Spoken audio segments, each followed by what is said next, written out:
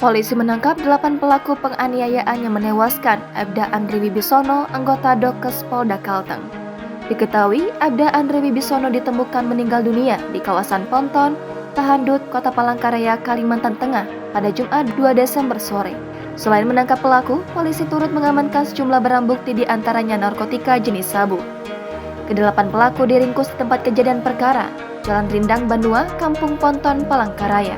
Penangkapan para tersangka dipimpin langsung oleh Direskrimum Polda Kalteng pada Sabtu 3 Desember kemarin. Selain menangkap terduga pelaku, polisi juga membakar gubuk-gubuk yang diduga menjadi sarang narkotika. Kabid Humas Polda Kalteng, Kombes Pol Eko Saputro menuturkan, 2 di antara tersangka tersebut didapati narkotika jenis sabu.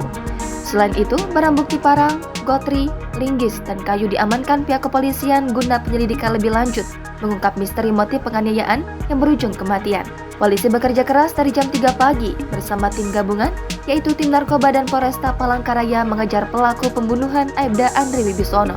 Keterangan sementara, korban yang merupakan personel Bidokes Polda Kalteng itu mengalami luka tembak, softgun di bagian leher, sayatan, dan pukulan benda tumpul. Mengantisipasi hal serupa terjadi, Polda Kalteng akan bersinergi dengan Polresta Palangkaraya, Polsek, berpatroli seminggu sekali agar tidak munculnya kampung narkoba.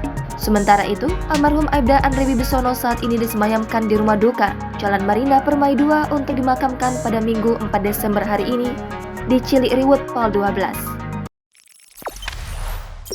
Jangan lupa subscribe, share, komen, dan like ya!